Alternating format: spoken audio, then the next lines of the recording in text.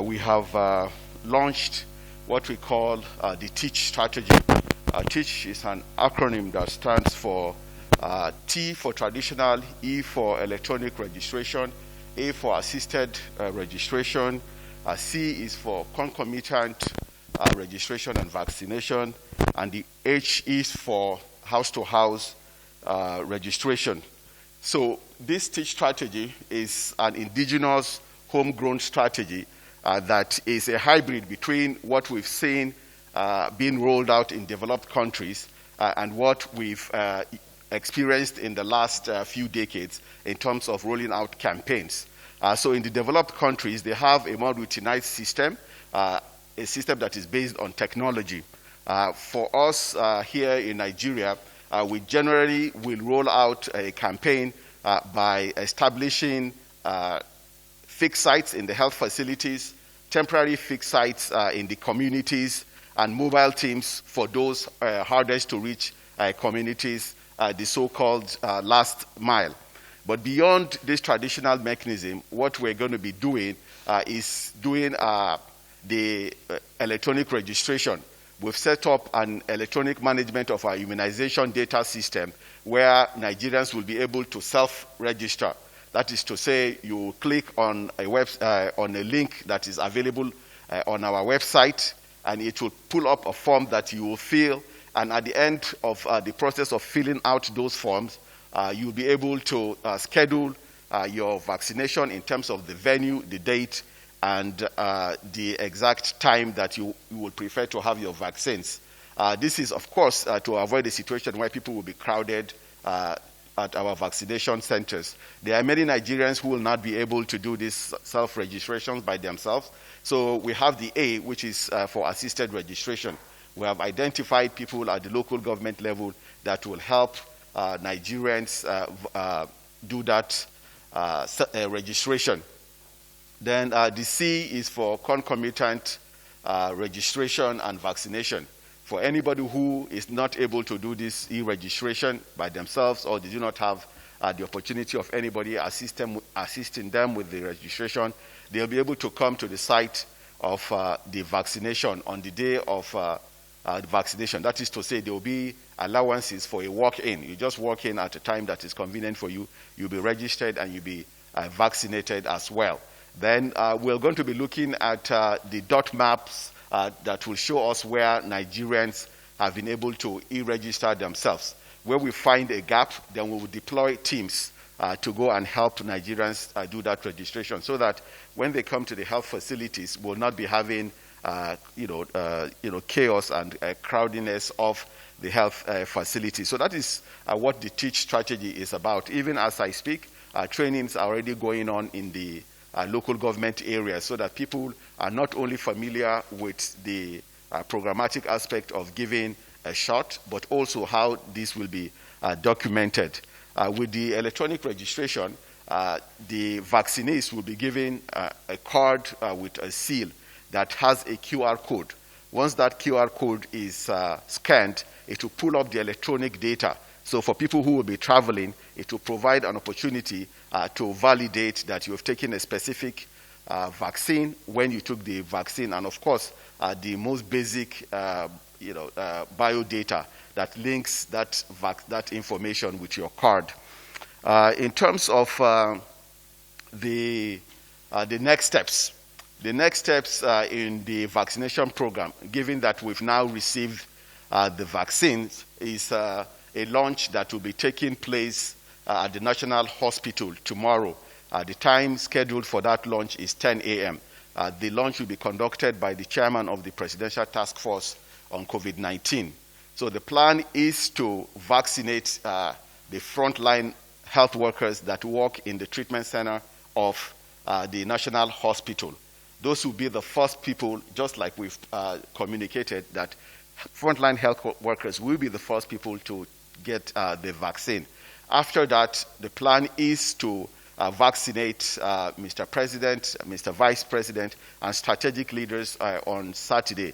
Again, we're hopeful that when Nigerians see leaders like Mr. President and the Vice President take this vaccine, it will increase their confidence around the safety of the vaccines. As you're well aware, even before the vaccines arrived in Nigeria, there was a lot of hesitancy. But the hesitancy is not localized to Nigeria. It is a global phenomenon, and the ways to overcome vaccine hesitancy is similar no matter where you are. We have to provide the right information to those people who have questions. We cannot dismiss their cynicism. We cannot assume that they do not know. It is our responsibility as health workers, as public health workers, not to only offer the vaccine, but do the extra work in terms of providing the resources that are needed to convince people that these vaccines are safe, just like my sister, the DG of NACI, has enumerated all of the processes that went into making sure that these vaccines are validated to be safe and effective. Sharing this information with Nigeria, that is the work that all of us have to do, and that is work that we're trying to do. And we have seen in the last few weeks how from up to 75% of Nigerians indicating that they will not be taking this vaccine, to just about 25% who are saying they will definitely not take this vaccine. We have about 50% that say yes, they will, and 25% that are not so sure. So there's still a lot of work that needs to be done, and we know that we have the resources and the commitment to get this job done. So after we're able to get our strategic leaders to publicly demonstrate that these vaccines are safe, the plan is to now go to the state level to start the launch from the treatment centers of the state's levels, and then also get strategic leaders such as governors to publicly take the vaccines. By the time all of this happens, we will have finished all of the necessary preparations. We have created a dashboard that will track very carefully the status of preparedness of the states. We will not be sending vaccines to the states that have not fulfilled all of the criteria that will ensure that if the vaccines get to the states, that they are going to be safe. So, for example, we have communicated to the states that they have to ramp up their security around their cold stores, because these are very valuable vaccines, and we do not want a situation where the vaccines are taken to the state and criminal elements take advantage to vandalize these cold stores. We're also aware that during the NSARS vandalization, that there were some cold stores that actually suffered. I know that the state governors are trying to fix those, but we have to verify that those are ready to receive our vaccines. We're working with the sub-national level. We're in conversations with the Nigeria Governors Forum to see how all of this will work together so that Nigerians can rapidly get their vaccines. It is very, very critical that we roll out rapidly so that we can cut into any types of mutations that will potentially lead to the development of resistance against our vaccines.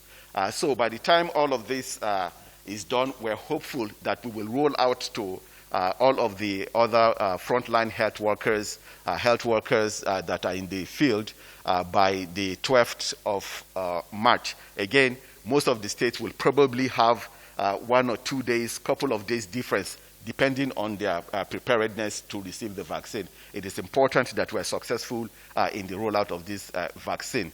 Now, in terms of our prioritization, which is the last part of my update, we have communicated in the past, and bear me when I repeat that the first phase of our rollout of this vaccination is going to focus on the frontline health workers. But these are the people that are in closest proximity to people that have COVID-19. So they are the ones that we have to give the vaccines to. They are the ones that have sacrificed in the last 1 year, putting their lives and the lives of their families at risk.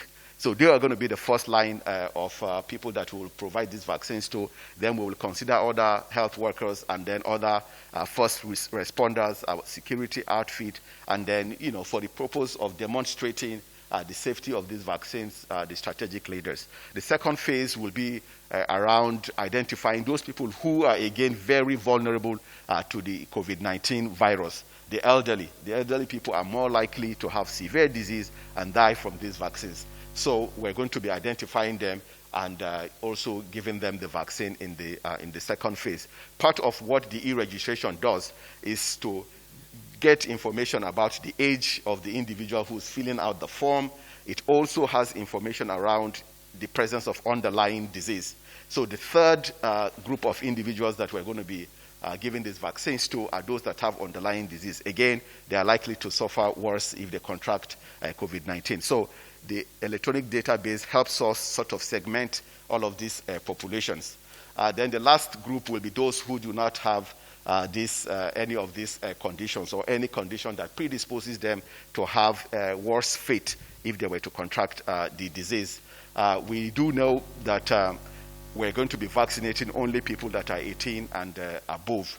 But clearly, one thing that all of these processes that has brought us here today has shown us is that the Presidential Task Force and everybody who is involved in the COVID-19 response has clearly seen all of the trouble that we have gone through to make sure that we select only vaccines that have received WHO emergency use listing and have been validated by NAFDAC. I know there are so many countries that started vaccinating before Nigeria, but if you are to inquire, you will find that a lot of them did not wait for WHO emergency use listing. Some of them did not wait for some of the stringent regulatory agencies to certify these vaccines before they started using them. That is not what we're going to do in Nigeria. That is not what we have done. We've gone through a rigorous process, and we're pretty comfortable that the vaccines that we're going to be rolling out in the next couple of days are going to be safe and effective against the virus. Now, we can confidently say, with all of the non-pharmaceutical interventions that will continue, we have now taken that first and determined step towards turning the corner when it comes to the COVID-19 pandemic in Nigeria. Thank you very much.